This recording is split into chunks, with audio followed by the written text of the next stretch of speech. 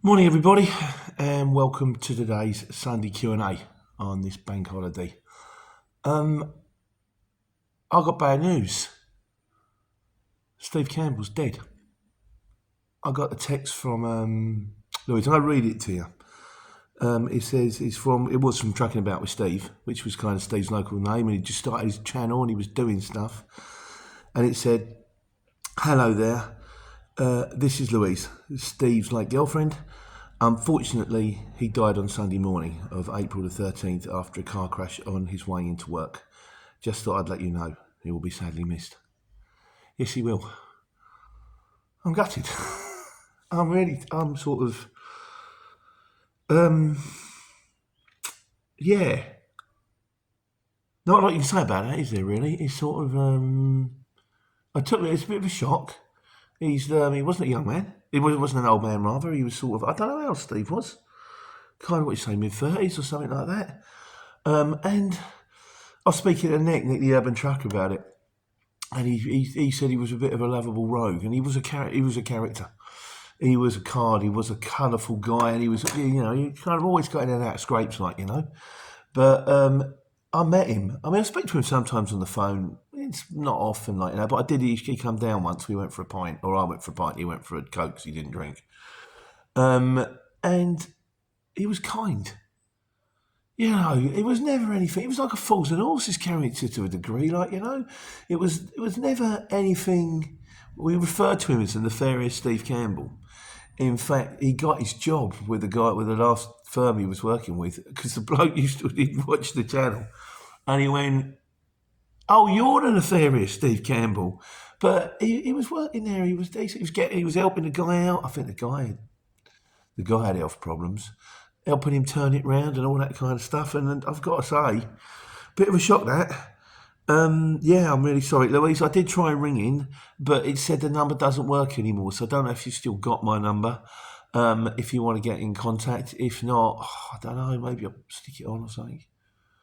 And also, I think maybe if anyone wants to write comments about Steve, I might do a video about Steve. It's not for content. It's not for viewers or anything like that. I've got enough of that. Just because I think it might be nice to have something up there on a YouTube dedicated to him. But yeah. Sorry for your loss, Louise. Okay. Well, it happens, doesn't it? So, on with life. Right, I said I'm going to do fuel prices. What have we got here? White Man Band said, key fuels 104, drive car fuels 104, Watson's 105. Now that was last week's, which is great, which is good. It would be more useful if you could tell me what your fuel prices are on Friday. It's Friday when I'm recording this now, so you've got no chance. But if nothing else, even if you know last week's fuel prices, it'll give you an indication of what this week's fuel prices are. I at least can do my this week's fuel prices. UK fuels are still way over the top. They rang me. "Everything right with your account?" I went, "Yeah, you haven't used it for a while." I went, "No, too much money." "Oh, okay." I went, "Yep." But on the whole, I think you should be looking at around about 106. If you're getting 104, 105, well done you. If you're over 106, way over 106, ring them up and have a word. So, okay, this week's main video, that was noisy, which was kind of a shorter one, is Smarter Not Harder. Mad Maestro says, it's another video. It's another good one. Thank you very much, my friend. He says, "I don't do much long distance anymore sometimes. I do now and again." Yeah, we'll come back to that, pinpoint that. For fun, pal. Manchester to Derby, Leicester, he says pay the best for me, unless you do a longer one and you get a return, of course. But you're right, mate. Sometimes staying local local to me is more profitable. Man rates in the north are, and this is coming from Mad Maestro, £35 to £50 for 2 to 8 miles with heavier loads, kegs. Effectively, that's £70 to £100 for 2 hours workish. Obviously, minus your running costs, you know the score. Yeah, so thanks for that. I was going to say, so I've done the video Smarter Not Harder, and then in fairness, the guy who's got me on Smarter Not Harder is my mate Simple Brian, who's the guy who turned around and said, "I've got a job for you going from Bletchley to Barrow-in-Furness. It was like 250 miles. And of course I went, he's a mate. Yeah, all right, Mick, I'll do it. And of course he's a mate, so the price was maybe slightly under what it should have been. But on retrospect, it was a decent price. So then I turned around and went, well, okay, I'm going to Barrow-in-Furness. That's Cumbria. That's the Lake District. That's right at the top and right on the corner. You're going absolutely no chance of getting out of Barrow-in-Furness. But 50-mile drive to Preston or Blackpool might have a chance. 100-mile drive to Liverpool or Manchester. I can get it on in the morning. I can get it off at mid afternoon. I can still be at the collection point in the evening and get loaded, ready to go for the morning. Brilliant. Job number 2. Barrow-in-Furness to Stockton. I couldn't believe it. It popped up. I went, I'm having that. So I rung them up. They went, and of course, because there's no work coming out of Barrow-in-Furness, there's no lorries in Barrow-in-Furness, so therefore you're the only one. So yes, please, we'll take you. Tell you what is in Barrow-in-Furness, or Old Inverness, the Laurel and Hardy Museum. Because Stan Laurel was apparently from around the corner. Didn't know that. Let's Google it. Nick, you were right. We had a conversation about that. So then I got the Barrow-in-Furness, and I'm thinking, I wonder how far away it is. Look at the postcode. I'm speaking to my mate Nigel on the phone. I'm driving to my drop-off point, and I went, Nigel, it was Kimberly Clark, toilet people. I went, I've just driven past it. It's huge, it's there. I said, it's 5 minutes, 1.8 miles away from my drop-off. So I smashed it. I went Barrow-in-Furness to Stockton. Bletchley Barrow-in-Furness. Barrow-in-Furness to Stockton. Got to my delivery point at 6 o'clock at night. They were shut. And then I got Newton Aycliffe going to Shipley in Manchester. Not Manchester, near Leeds. And then I got Leeds, 14 miles away, going down to Rochester in the morning. And that was my loop. I got halfway down and dropped to Rochester in the morning, but it was a very, very busy couple of days. Financially, very, very good. The thing is, what I've now come to decide on Smarter Not Harder is, there's a term that I've used before, which is sometimes it's just not your turn, and sometimes it is. So don't beat yourself up about it. You work 52 weeks of the year. I did a job recently. I thought I'm going to just run local. So I got Aylesbury to Bletchley. It was only 20 miles. It paid 180 quid. That's £9 a mile. Brilliant. Fantastic. Lovely. Then I thought I had another one. Then I took one for the afternoon coming out Hitchin. All I need to do is get from Bletchley to Hitchin, or just do one local job. Northampton to Milton Keynes, whatever. Sat there for an hour and a half. Nothing happened. Nothing. It was all coming out the next day, or going a million miles, or going to El Salvador. And so in the end, I sat there for an hour and a half, did some videos, and then drove over to Hitchin and came home. I went, that's all I've done today. That was useless. So I think all you can do, take the jobs with the best of intentions, and then hope that they marry up. If you can marry them up, and if you get the job going from A to B, the second you've got it, get the job going from B to C. And then maybe look for a job with a big window going from C to D, and then stop. Because after that, you're stacking your dominoes too high, and if it collapses, and you've got a lot to pick up, But I think that's the way forward. So anyway, so that was on Smarter Not Harder.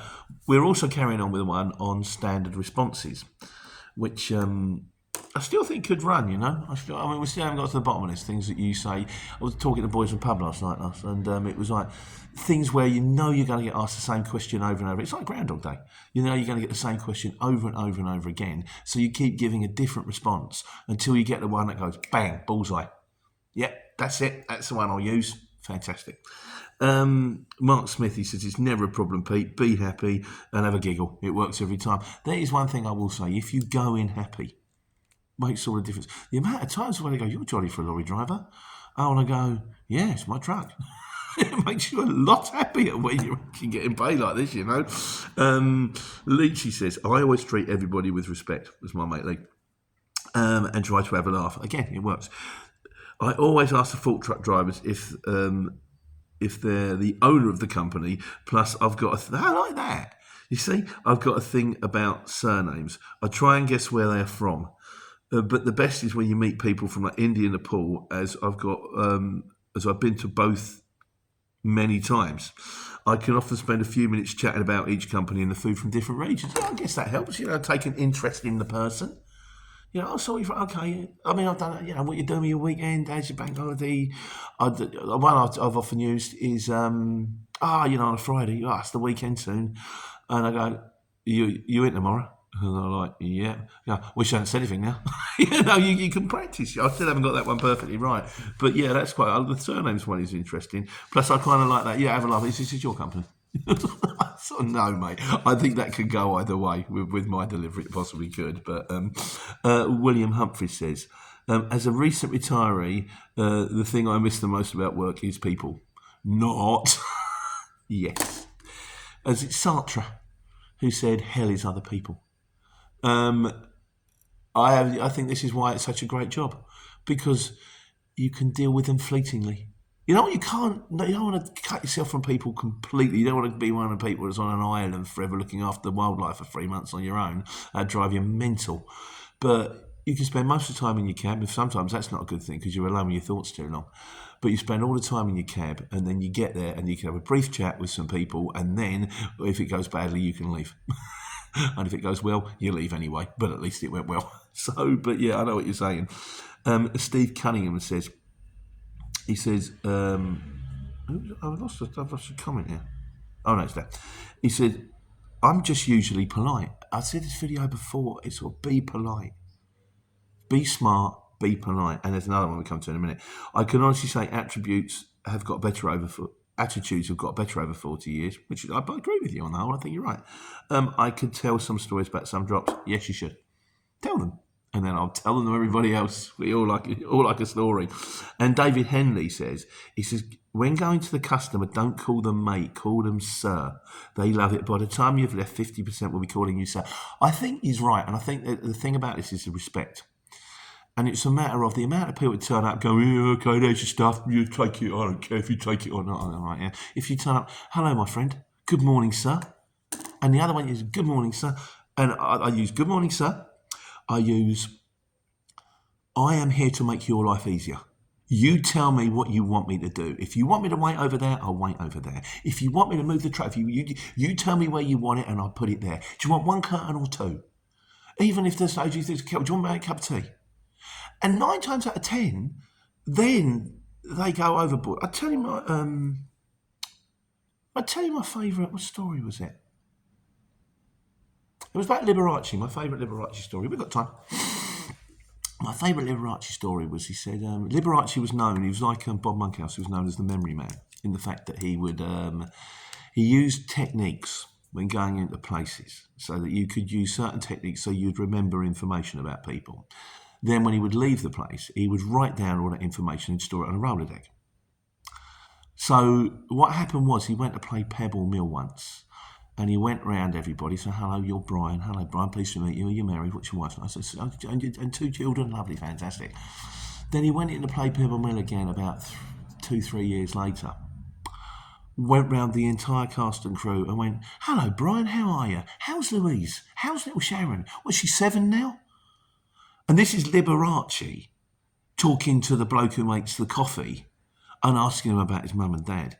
And the guy who was telling the story said, I had never seen so much loyalty for a cast to one person, because he took the time and because he cared. There's a lot to be said. Just take the time, be polite, be nice, take some time, and I guarantee you will get that load off at least 50 times faster, if not 90. And also, I was talking to Lee about this, and you can be honest with them. You can go, in the nicest possible way, my friend, I'm not like all your other courier drivers. I'm paid by the job. I'm not paid by the hour. So I understand that you've got your thing to do, and I'm not racing you. You do you. But from my point of view, the quicker I get at this, the quicker I get home. Like, sometimes a little bit of empathy, a little bit of understanding goes a long way. So,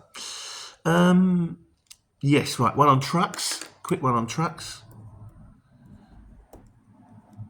Interread said, Pete, I am planning to own a 26-ton rigid and I live in Luton. Do you think I can make 1,000 miles a week? I don't know how much the HX per is minimum bid. Please help me. I've got one coming up on Arctics. in the next few weeks. But again, I'll give you the Janet and John version. I live in Dunstable. I drive a 18-ton rigid, so we are pretty much identical. You should be looking at around about £2.50 a mile on a 7.5 ton, and about £3 a mile on an 18-ton. My target for the day is £500 a day. On a good day, I can make more. I'd go by the week, really. You want to clear about 2.5k a week, 3k on a good week if you put the time in. I mean, I've got my job on for Tuesday. I'm up at 3 o'clock in the morning. I'm going to Cardiff, and then I've got a return load from Barry. Never been to Barry. Going to St Albans. Just nice. It's a good day. Good money on that one because there's distance.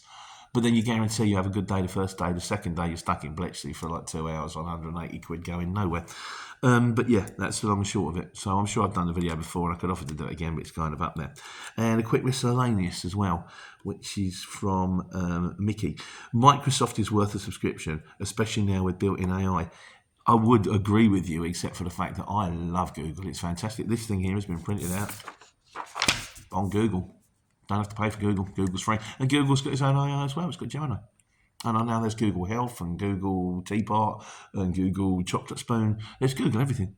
If you need it, it's just there. So, quickly, well, we had a quick one from Clive, who says, oh no, I'm going to put some miscellaneous as well. Was in the pub in my work gear, and the landlord said, "You going to a wedding?" He said, "Place was empty." I said, I only replied, "I only come in here because it was busy." So that's cool. But yeah, so anyway, like I say, thanks for listening. If anyone has got any comments on Steve, please let me know, and we may or may not take it forward. But I just want to say before we go, Steve, really sorry, mate. And Louise, sorry for your loss. Hope everything goes all well up there. Yeah, sometimes it's not about taking care and taking money. Good luck.